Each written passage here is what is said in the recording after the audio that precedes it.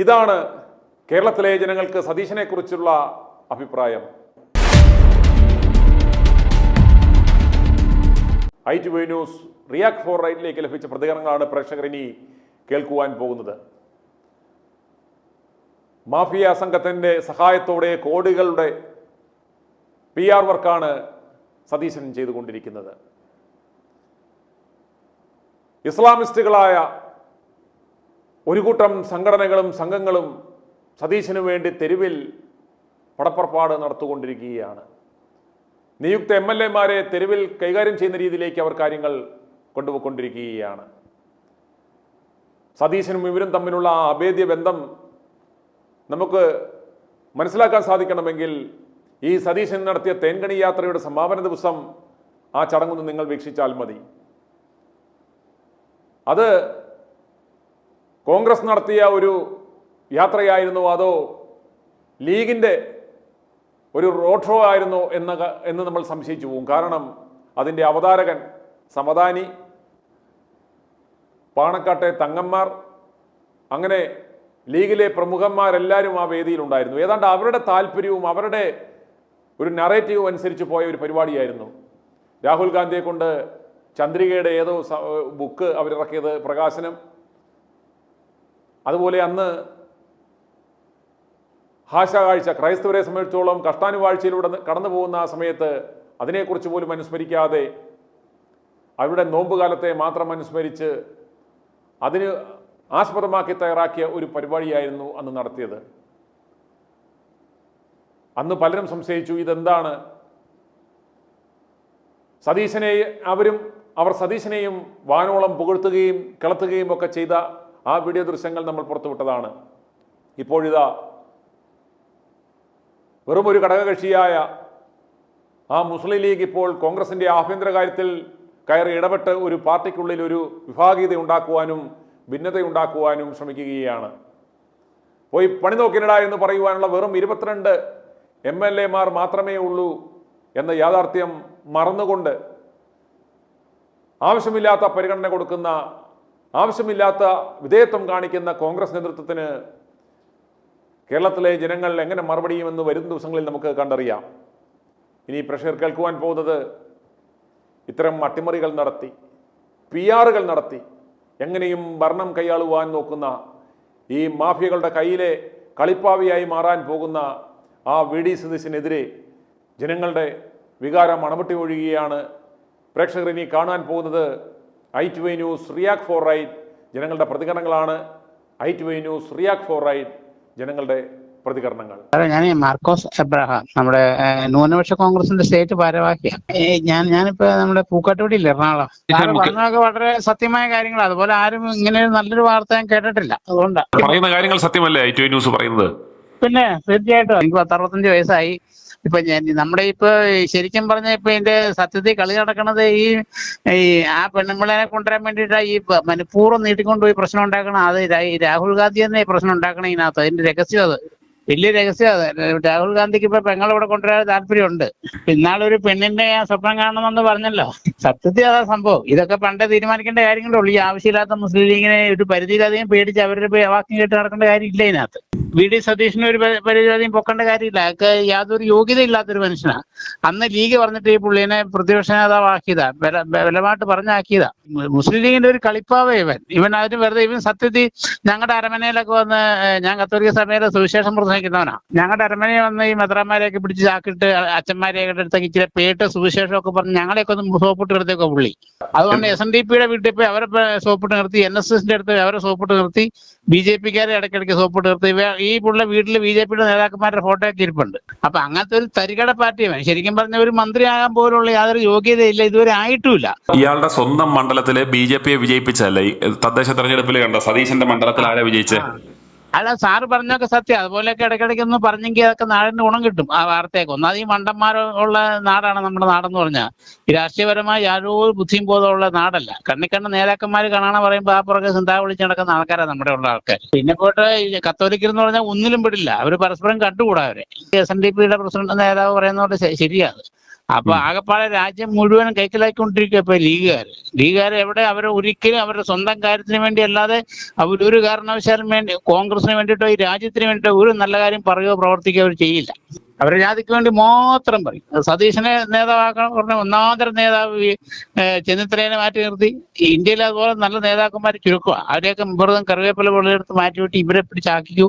അന്ന് ഈ പൊട്ടൻ എന്ന് പറഞ്ഞാൽ ഈ രാഹുൽ ഗാന്ധി പറഞ്ഞു ശരി ഓക്കെ എന്ന് പറഞ്ഞു. അന്നൊക്കെ അയാൾ വെറും പൊട്ടനാ. പിന്നെ ഇപ്പൊ ഈ കുറച്ച് ബുദ്ധിയും പോലൊക്കെ ആയെന്ന് എനിക്ക് തോന്നുന്നു. അപ്പൊ ഇപ്പൊ പെങ്ങളെ ആക്കാൻ വേണ്ടി ഞാൻ പറഞ്ഞു വന്ന് പെങ്ങളെ ആക്കാൻ വേണ്ടി സത്യത്തിന്റെ കളി പെങ്ങളെ ആക്കാൻ വേണ്ടിയിട്ടാ ഈ വിഷയം കൂടുതലും വഷളാക്കുന്നത് ഈ AICC ആണ്.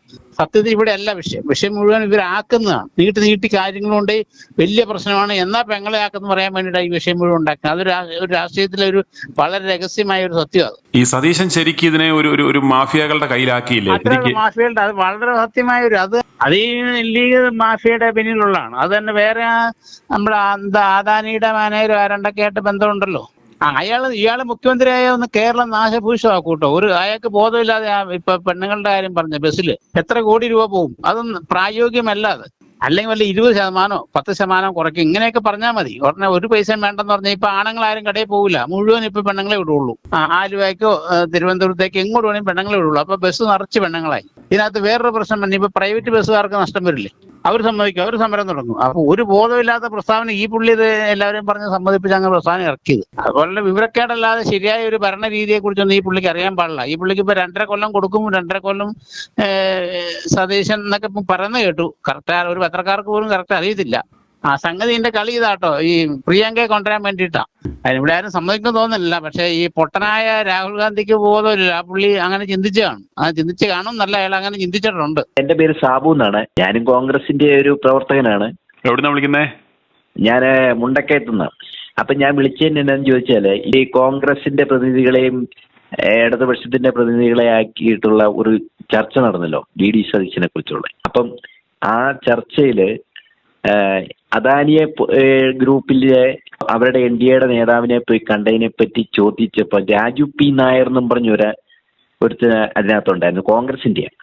പക്ഷെ അയാൾ ഏകപക്ഷീയമായിട്ട് ചോദിക്കുന്നതിനല്ല അയാൾ കൃത്യമായി മറുപടി പറയുന്നത്. അപ്പൊ അത് സതീശന്റെ ഒരു ഏജന്റ് ആയിട്ടാണ് അതിനകത്ത് ഇരിക്കുന്നത്. നിഷ്പക്ഷതയില്ല. ബാക്കിയുള്ള 2 പേരും കോൺഗ്രസിന്റെ നേതാക്കളാണ്. KC അതെ, രമേശും അതെ. കോൺഗ്രസ് ഒരിക്കലും മുഖ്യമന്ത്രിയെ പ്രഖ്യാപിച്ചു വന്നതല്ലല്ലോ. അപ്പം ആര് വേണേലും ആകാമല്ലോ. അപ്പൊ ഒരാൾക്ക് വേണ്ടി സതീശൻ പ്രതിപക്ഷ നേതാവാണെങ്കിലും അയാളെ മുഖ്യമന്ത്രി ആക്കാമെന്നുള്ള കണ്ടീഷനിലല്ല അയാളെ പ്രതിപക്ഷ നേതാവാക്കിയത്. ഇപ്പൊ KCക്ക് 47 പേരുടെ പിന്തുണയുണ്ടെങ്കിൽ ജനാധിപത്യത്തിൽ കൂടെ വോട്ട് ചെയ്തിട്ടുള്ള MLA-മാരെയാണ് പുള്ളിയെ സപ്പോർട്ട് ചെയ്തിരിക്കുന്നത്. അപ്പം ജനങ്ങളുടെ പ്രതിനിധി എന്ന നിലയ്ക്കാണേലും അദ്ദേഹത്തിനാണ് ഭൂരിപക്ഷം ഉള്ളത്. സതീശന്റെ കൂടെ എന്തുകൊണ്ട് ഈ 4 പേരോ 5 പേരോ ആയിപ്പോയി?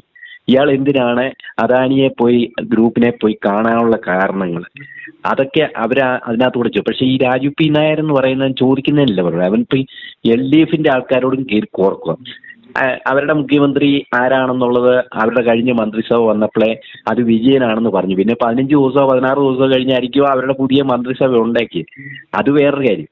പക്ഷെ ഇതൊന്നും അല്ല നമ്മൾ ചോദിക്കേണ്ടത്. ചോദ്യത്തിനല്ല അയാൾ ഉത്തരം പറയുന്നത്. ഇപ്പം പരസ്പരം കോൺഗ്രസിന്റെ ആൾക്കാരുടെ നേതാക്കന്മാരുടെ പോസ്റ്റർ വെട്ടി കത്തിക്കുന്ന പരിപാടിയാണ് കാണിക്കുക. അപ്പൊ ഈ KC എന്ന് പറയുന്ന ഒരു പാർട്ടി അഖിലേന്ത്യാ തലത്തിലെ ഒരു ജനറൽ സെക്രട്ടറിയുടെ പബ്ലിക്കിന്റെ മുന്നേ ഒരു പോസ്റ്റർ കത്തിക്കുക എന്ന് പറഞ്ഞാൽ അതിൽ കൂടി രാഷ്ട്രീയത്തിൽ ഒരു പരാജയമില്ല. BD സതീശന് വേണ്ടിയിട്ട് കോൺഗ്രസിന്റെ 10% പോലും ശബ്ദിക്കാൻ ഇറങ്ങിയിട്ടില്ല. അത് ഇത് കാണുന്ന ഞങ്ങൾ ഇത് എത്രയോ കാലമായി 10-250 ഇപ്പം 100-300 ദിവസമായി ഞങ്ങൾ വിളിച്ചു പറഞ്ഞുകൊണ്ടിരിക്കുകയല്ലേ. ഇവന്റെ പിന്നിൽ ഇത് PR ആക്ടിവിറ്റിയാണ്. ഇത് ജിഹാദികളാണ് ഇവന് വേണ്ടി പണിയെടുക്കുന്നത്. ഇവനെ ഈ മുസ്ലിം ലീഗാണ് അന്ന് പ്രതിപക്ഷ നേതാവായിട്ട് കെട്ടിയിറക്കിയത്. ഇവനെ സംബന്ധിച്ചിടത്തോളം ഇവൻ നല്ല ഒരു കുഞ്ഞിരാമനാണ്, ചാടി കളിക്കുന്ന കുഞ്ഞിരാമനാണ്. അന്നേരം അവരുടെ കയ്യിലെ നല്ല പാവയായിട്ട് ഇവൻ ചാടി അങ്ങോട്ടും ഇങ്ങോട്ടും ചാടി കളിച്ചോളൂ അവരുടെ താളത്തിന്. ചാടുന്നവനാണ് ഉമ്മൻചാണ്ടിക്കിട്ട് പണിതവൻ ഒന്ന്. ഇവനെ വെച്ച് ആർക്കൊട്ടും പണി കൊടുക്കാം, എന്ത് പണിയും ചെയ്യാം. ഇവൻ അതങ്ങ് എന്താ പറയുന്നത്, ഫ്രണ്ടിൽ തുള്ളിച്ചാടി ഇവൻ പൊക്കോളും, പുറകെ നിന്ന് പോയാൽ മതി. മറ്റന്മാരും മുന്നിൽ നിൽക്കുമ്പോഴാണല്ലോ പ്രശ്നം. അതേസമയം ഇവനെ നിൽക്കുമ്പം പ്രശ്നമില്ലല്ലോ. അന്നേരം ഇവൻ അതുകൊണ്ട് അതിനകത്ത് അതിന്റെ നാണമോ പ്രശ്നമോ ഒന്നുമില്ല. ഇവൻ അവരുടെ നല്ല കാൻഡിഡേറ്റ്. അന്നേരം അവർ പരമാവധി ശ്രമിക്കും ഇവനെ കൊണ്ടുവരാൻ. അവരുടെ ആൾക്കാരാണെന്ന് ഇവന് വേണ്ടിയിട്ട് ഈ ശബ്ദം ഉയർത്തുന്നത്. ലീഗിന് പറയേണ്ട കാര്യമില്ല. AK ആന്റണി വന്നപ്പോൾ ലീഗ് എന്ന് പറഞ്ഞില്ല, അവിടെ നിർത്തി ജയിപ്പിച്ചല്ലോ. AK ആന്റണി മേളിൽ നിന്ന് ഇങ്ങോട്ട് ഇറങ്ങി വന്നപ്പോഴത്തേനും അന്ന് ലീഗ് സ്വാഗതം ചെയ്ത് അയാളെ മത്സരിപ്പിച്ച് ജയിപ്പിച്ച് മുഖ്യമന്ത്രിയാക്കി. ഇപ്പൊ KC അവിടെ നിന്ന് ഇങ്ങോട്ട് വരുന്നെന്ന് പറഞ്ഞപ്പോഴത്തേനും അവന്മാർക്കും എന്തോ എന്ന് പറഞ്ഞാൽ അവന്മാരുടെ കള്ളക്കച്ചവടം ചിലപ്പോൾ നടക്കുകയില്ലായിരിക്കും. അതുകൊണ്ടായിരിക്കും അവന്മാർ ഇപ്പൊ 10 വർഷം മാറി നിന്നപ്പോഴത്തേനും കള്ളക്കച്ചവടം ഒത്തിരി നിന്നുപോയല്ലോ. UDF വന്നാലേ ഇവന്മാരുടെ എല്ലാം കള്ളക്കച്ചവടം നടക്കുകയുള്ളൂ. മറ്റുള്ളവർ വരുമ്പോ ഇച്ചിരി പാടാ. അതാണ് അതിന്റെ കാര്യം. ഇപ്പൊ ഇവന്മാരെ ആരെയും കണ്ടോണ്ടല്ല ഇപ്പൊ ഞങ്ങളെപ്പോലുള്ള കോൺഗ്രസ്സുകാർ ഈ പ്രാവശ്യം വോട്ട് ചെയ്തത് വിജയന്റെ ഭരണം ഒന്ന് അവസാനിപ്പിച്ച് കിട്ടുന്നതിന് വേണ്ടി മാത്രമാണ്. VD സതീശന്റെ ഈ തേങ്ങ വെട്ടിമുറിച്ച് വെച്ച് 2 മുറിയായിട്ട് വെക്കുന്ന പോലുള്ള വർത്താനം കേട്ടൊന്നും അല്ല ഇവിടെ ആര് വോട്ട് ചെയ്തിരിക്കുന്നത്. ഇത് ഭൂരിപക്ഷം ജനങ്ങൾ മിണ്ടാതിരിക്കുന്നതെന്ന് വെച്ചാൽ അഭിമാനമുള്ള കോൺഗ്രസ്സുകാരായതുകൊണ്ട് മിണ്ടായി. ഇവനെപ്പോലുള്ളവന്മാരെ ചിലയ്ക്കുന്നതിനാണ് ഞങ്ങളും തിരിച്ചിറങ്ങിയാൽ ഇത് വലിയൊരു സംഘടനമാകും. പറഞ്ഞാൽ ഇവിടെ ഒരു ജനാധിപത്യം ഇല്ലെന്നായിപ്പോകും. അതുകൊണ്ടാണെന്നുള്ള രീതി വേണം. ഇതിപ്പം നിങ്ങളുടെ ആരുടെയും കഴിവുകൊണ്ടല്ല കോൺഗ്രസിന്റെ, ഇത് വിജയന്റെ ഭരണം അവസാനിപ്പിക്കുന്നതിന് വേണ്ടി ജനങ്ങൾ വോട്ട് ചെയ്ത് അതിനു വേണ്ടിയാണ്. ഞങ്ങൾ എത്രയോ ദിവസം പറഞ്ഞു ഇത് UDF തരംഗമല്ല ഇവിടെ ഉള്ളത്, ഇതൊരു പിണറായി വിരുദ്ധ തരംഗമാണ്. ഇത് മൂർഖം പോയി അണലി വരുന്ന അവസ്ഥയാണ് ഇവിടെ ഉണ്ടാകാൻ പോകുന്നതെന്ന് കൃത്യമായിട്ട് എത്രയോ ദിവസങ്ങൾ മുമ്പ് ഞങ്ങൾ പറഞ്ഞു വെച്ച സാധനമായത്. അത് ഈ അണലി പ്രസവിക്കുന്ന സാധനമാണ്. ഈ അണലിക്ക് കൂടുതൽ കുഞ്ഞുങ്ങളും ഉണ്ട് എന്ന് പറഞ്ഞ പോലെ VD സതീശൻ പ്രസവിക്കുവാണ് അവന്റെ കുഞ്ഞുങ്ങളെ. അതാണ് ഈ വെളിച്ചത്ത് കാണുന്നത്.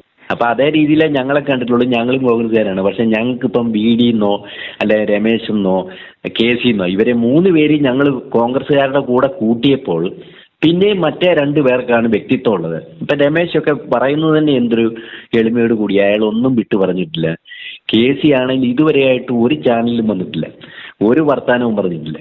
അപ്പം അവർ 2 പേരും പക്വത ഉള്ള കോൺഗ്രസ്സുകാർ. അവർ 2 പേരും ഇവന് കൊടുത്തു കഴിഞ്ഞാൽ ഇവൻ എന്ത് ചെയ്യും, ആരെയും ഇവൻ ഇല്ലെന്നാക്കും, ഏകപക്ഷീയ ഭരണം കൊണ്ടുവരും. അതൊക്കെയാണ് ഇവന്റെ തത്വം. ഇവനിപ്പോ അദാനിയെ അംബാനിയെ കണ്ടെത്തി അത് സോഷ്യോപാത്തുകളുടെ പ്രത്യേകതയാണെന്ന് എത്രയോ തവണ ഞങ്ങൾ പറഞ്ഞു. ആ മാനസികാവസ്ഥയുള്ളവരെ CIA പോലും അവരുടെ ദൗത്യങ്ങൾ ഏൽപ്പിക്കാൻ മനസാക്ഷിരഹിതമായി പ്രവർത്തിക്കേണ്ടുന്നിടത്ത് ഉപയോഗിക്കാനുള്ളവരെ എടുക്കുന്നത് ഇങ്ങനെയുള്ള മാനസികാവസ്ഥയുള്ളവരെയാ. അപ്പൊ ഞാൻ പറയട്ടെ, ഡൽഹിയിൽ ഈ നമ്മുടെ ഈ ഹൈക്കമാൻഡിന്റെ ഒരിക്കല് എന്നാ ഹൈക്കമാൻഡ് എന്തോ ഹൈക്കമാൻഡ് ഇതൊക്കെ നശിപ്പിക്കുന്നത് അവന്മാർക്ക് അന്നേരം പ്രഖ്യാപിച്ചാൽ ഒരു കമാൻഡ്, ഒരു യൂണിറ്റി ഓഫ് കമാൻഡും ഇല്ലാത്ത ഇതൊക്കെ ചിരിയാണ്, നമുക്ക് പുച്ഛമാണ്. അതന്നെ, ഇതിപ്പോ ലോ കമാൻഡ് എന്ന് പറയാം. ഒരു കമാൻഡും ഇല്ലാത്ത എന്തെങ്കിലും ഉണ്ടെങ്കിൽ ഒരു കമാൻഡ് വേണ്ടേ? ഒരു യൂണിറ്റി ഓഫ് കമാൻഡ് പോലും ഇല്ലാത്ത ഇവന്മാർക്ക് എന്ത് ഹൈക്കമാൻഡ്?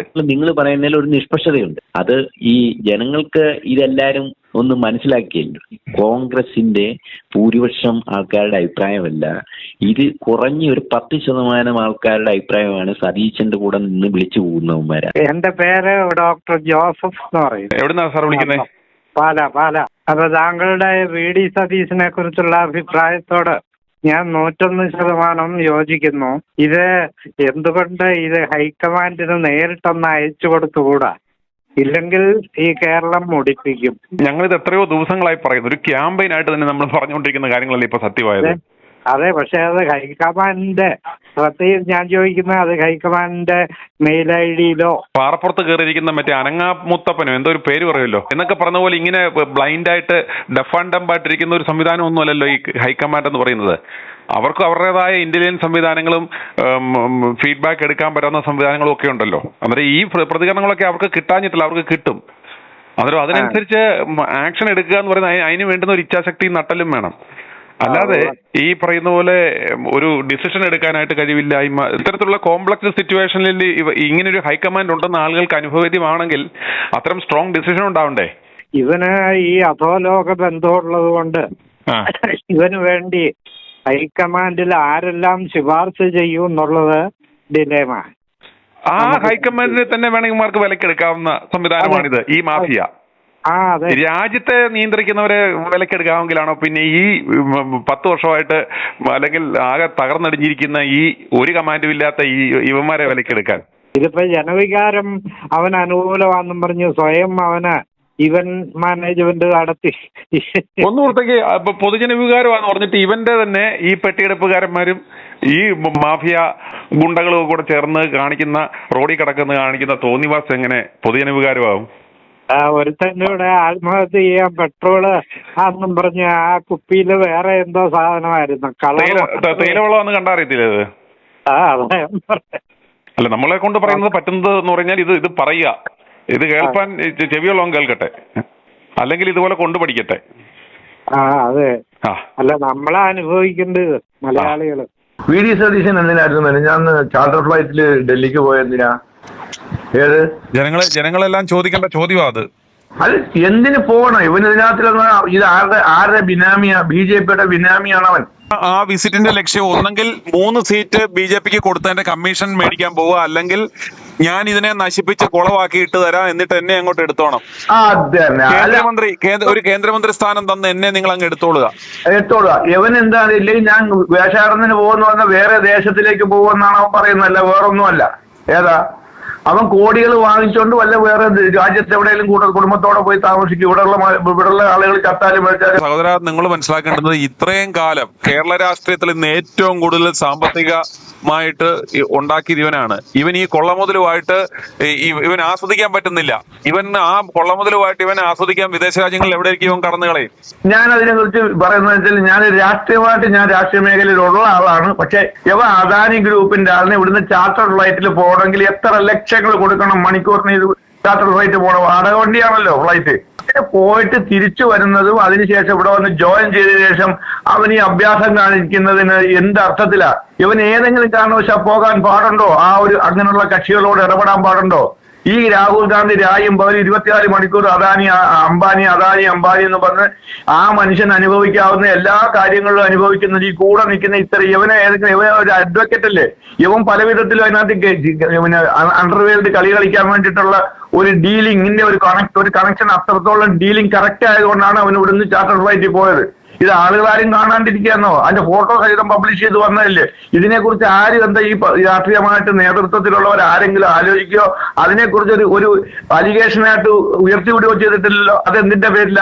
അതായത് സ്വന്തം പാർട്ടി നേതൃത്വത്തെ വെല്ലുവിളിച്ചുകൊണ്ട് ഈ തിടുക്കപ്പെട്ട് എന്തിനാണ് ഈ സമയത്ത് ഇപ്രകാരം ഒരു വിസിറ്റ് നടത്തിയത്? അതിന്റെ ഉദ്ദേശം എന്തായിരുന്നു? അതിനെന്ത് പ്രതിഫലമാണ് ഇയാൾക്ക് കിട്ടിയതെന്ന് ഇയാൾ വെളിപ്പെടുത്തണം. കാരണം ഇയാൾ ഒരു പബ്ലിക് ഫിഗർ, ഇയാള് ഒരു പൊതുപ്രവർത്തകനാണ്.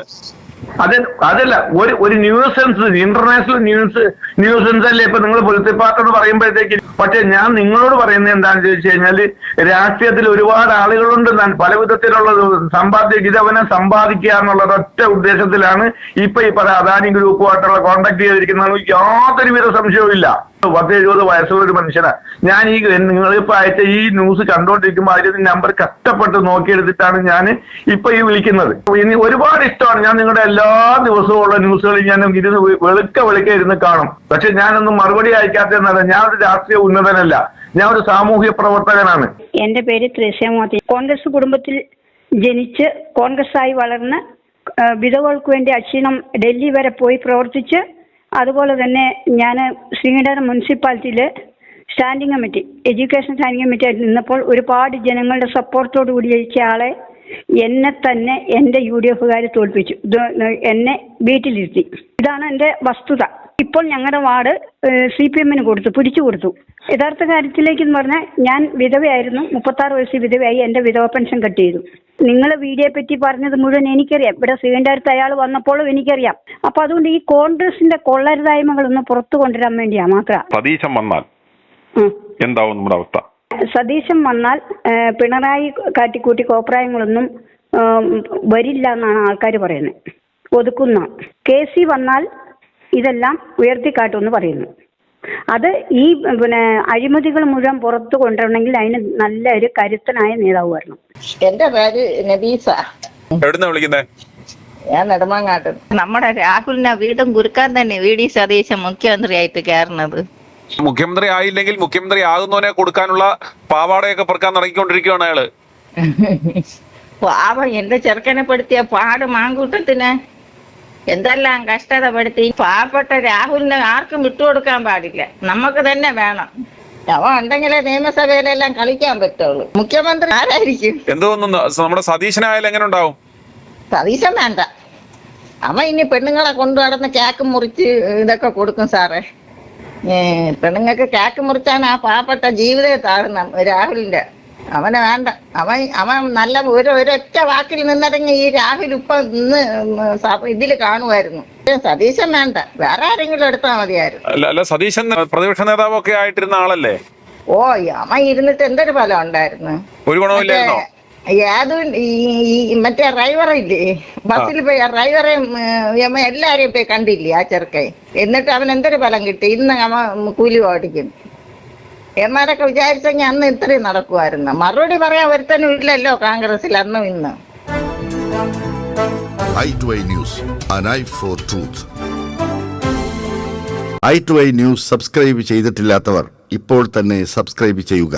നോട്ടിഫിക്കേഷൻ ലഭിക്കുവാൻ ബെൽ ബട്ടണും അമർത്തുക.